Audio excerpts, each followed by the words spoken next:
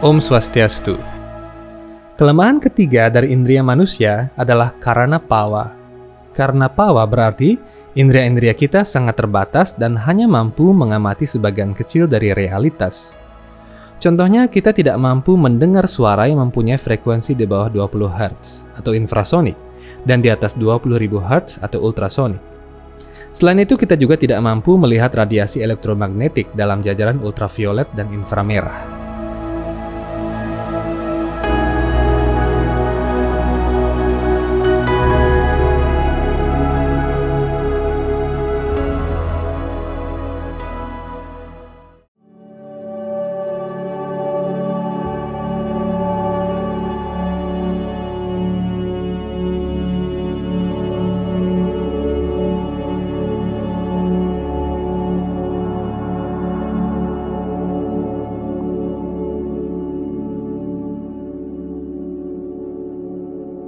Kelemahan indria yang keempat disebut wipralipsa.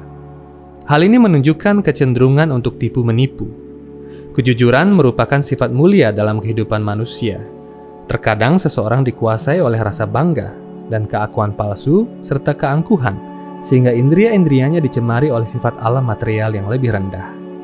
Dalam keadaan tersebut, seseorang menjadi tidak jujur sehingga kecenderungan untuk tipu-menipu menguasai dirinya. Menurut Weda, kecenderungan ini adalah tanda kurangnya pengetahuan rohani. Telah dijelaskan bahwa Anumana Pramana melibatkan logika. Kitab suci Weda, terutama dalam bagian Vedanta Sutra, kembali menegaskan bahwa logika tidak mampu memberikan bukti akhir apapun tentang Tuhan. Selanjutnya, hal ini didukung oleh pernyataan bahwa seseorang hendaknya tidak menggunakan logika semata untuk memahami sesuatu yang tidak dapat dipahami atau sesuatu yang rohani. Ini dinyatakan dalam Mahabharata, bagian Bhisma Parwa, bab 5, sloka 22. Karena itu dapat disimpulkan bahwa sebuah penelitian ilmiah dan logika akan selalu tidak sempurna. Sebuah argumen, terdapat teori ketidaksempurnaan Gödel yang terkenal. Teori ini menyatakan jika A adalah sebuah sistem matematika yang meliputi bilangan cacah 0, 1, 2, 3, 4, maka akan terdapat pernyataan pada A yang tidak dapat dijawab dengan menggunakan aksioma-aksioma A. Untuk menjawab pertanyaan semacam ini, seseorang dapat memperluas kumpulan aksioma dengan menambahkan aksioma yang baru. Namun sistem yang baru akan kembali menjadi subjek dari teorema Gödel, sehingga akan terdapat pertanyaan yang tidak mampu terjawab. Jadi teorema Gödel memastikan bahwa akan selalu terdapat pertanyaan yang tidak dapat dijawab dengan logika. Dengan kata lain, pengetahuan ilmiah akan selalu tidak sempurna dan tidak mampu mengukur dalamnya realitas tertinggi atau Tuhan. Oleh sebab itu, kita harus bersikap serius dalam mempertimbangkan peranan konsep metafisika yang melampaui logika serta persepsi indria dalam memahami pengetahuan rohani dan Tuhan. Sehubungan dengan hal ini, Max Planck menyatakan, postulat-postulat dasar dan sangat penting dari setiap sains produktif murni tidak berdasarkan logika murni, melainkan atas dasar hipotesa metafisika, di mana tidak terdapat kaidah logika yang mampu menyangkal bahwa terdapat sebuah dunia lain yang sepenuhnya terlepas dari dunia kita. Hanya melalui hati nurani yang seketika muncul dalam kesadaran kita, maka kita dapat mengetahui bahwa dunia itu ada. Sabda atau pengetahuan yang diwahyukan dan proses top-down. Dalam ajaran Weda, menerima pengetahuan melalui sabda pramana merupakan cara terpenting dalam menerima pengetahuan yang benar, sedangkan kedua cara lainnya, yaitu pratyaksa dan anumana, hanya membantu sabda pramana. Pengetahuan yang diwahyukan ini diturunkan dari otoritas tertinggi, yakni Tuhan, kepada penerima yang bonafit dan tulus. Kualifikasi sang penerima, hendaknya seseorang yang telah menyerahkan diri sepenuhnya kepada Tuhan, sehingga memenuhi syarat untuk menerima karunia rohani Tuhan. Seperti telah disebutkan sebelumnya, proses ini juga disebut pendekatan top-down dalam menerima pengetahuan, atau awaroha pantha. Sebuah contoh sederhana untuk menemukan jawaban yang benar terhadap pertanyaan, siapakah ayah dari anak si A? Dalam proses ilmiah atau bottom-up, seseorang dapat melakukan penelitian ekstensif dengan mencocokkan profil DNA dari beberapa kandidat dari anak tersebut. Akan tetapi akan sangat sulit untuk menemukan jawaban yang benar dari proses ini.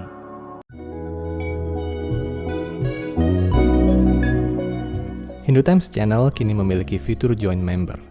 Dengan mengklik Join Member di bawah video ini, Anda mendapatkan fitur-fitur konten yang lebih eksklusif. Anda dapat memilih salah satu di antara 3 fitur member kami, yakni Kanista, Madhyama, dan Utama, sesuai kebutuhan Anda.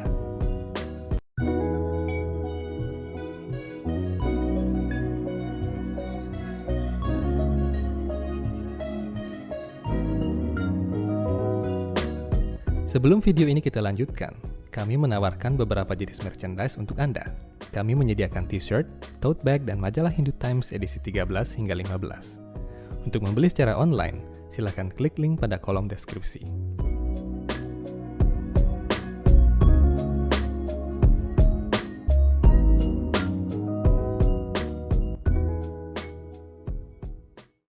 Sesungguhnya jawaban yang benar tidak akan pernah ditemukan melalui pendekatan ini karena sang ayah yang asli mungkin tidak diuji karena berbagai alasan.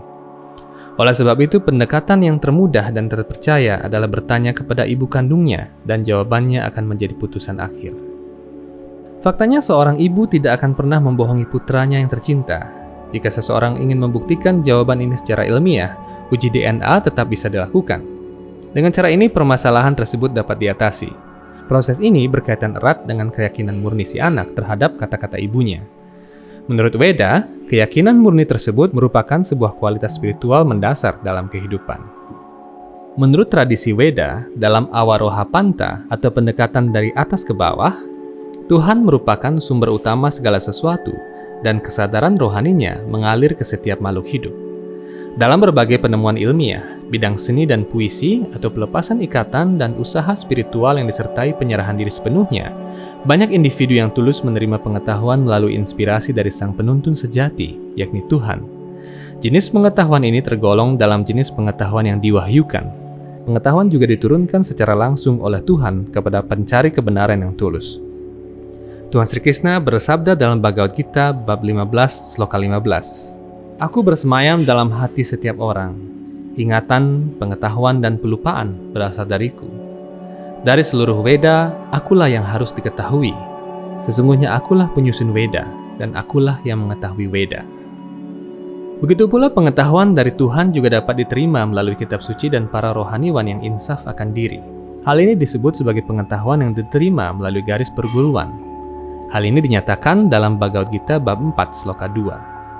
Para guru kerohanian dari garis perguruan rohani adalah kepribadian-kepribadian yang dikuasakan Tuhan untuk memegang amanat Weda secara asli dan murni. Karena itu pengetahuan Weda yang turun melalui garis sabda pramana ini adalah pengetahuan yang utuh dan sempurna dan merupakan intisari segala pengetahuan atau Raja Widya. Untuk menerima pengetahuan yang utuh dan rahasia dalam cara sabda pramana ini, seseorang harus menyerahkan diri kepada seorang guru kerohanian yang dapat dipercaya dalam garis perguruan Weda, yang adalah para pelanjut dari Resi Vyasa, acarya terbesar umat Hindu.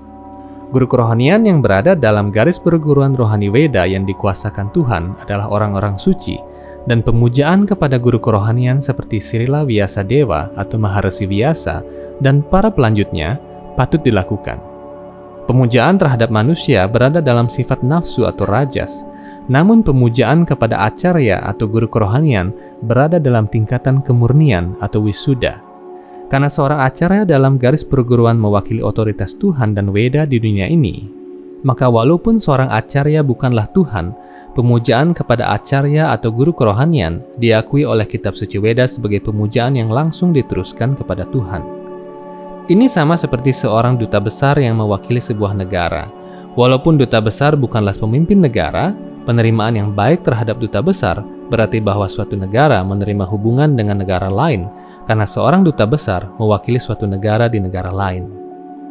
Demikian pula kitab suci Weda menyatakan seorang guru kerohanian dalam garis perguruan Weda adalah roh-roh murni yang diturunkan ke bumi dari dunia rohani untuk menjadi duta besar kerajaan Tuhan. Karena itu penghormatan dan pemujaan kepada seorang acarya juga dianjurkan dalam Weda. Agama manapun memiliki guru-guru kerohanian yang diutus oleh Tuhan. Nabi besar Muhammad adalah guru besar bagi umat Islam, sedangkan Yesus Kristus adalah guru besar bagi umat Nasrani. Di sisi lain, Srila Vyasadeva atau Resi Vyasa, yang disebut juga Resi Biasa, Resi Badarayana atau Badrayana, adalah guru besar bagi umat Hindu. Maharsi Vyasa bukan hanya utusan Tuhan, namun adalah penjelmaan Tuhan sendiri sebagai seorang resi untuk membagi pengetahuan Weda ke dalam berbagai cabang yang kita kenal sekarang.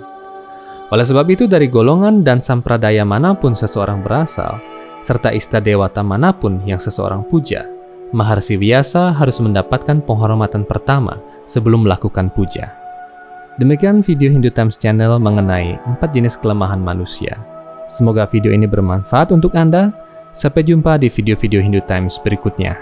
Om Santi Santi Santi Om.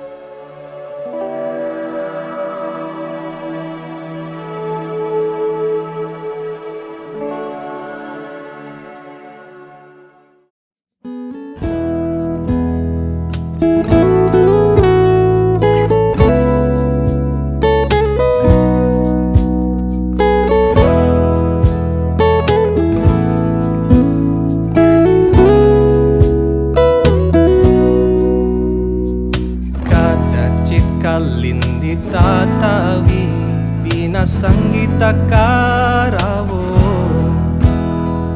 mutapirin narivadana kamalaswada madu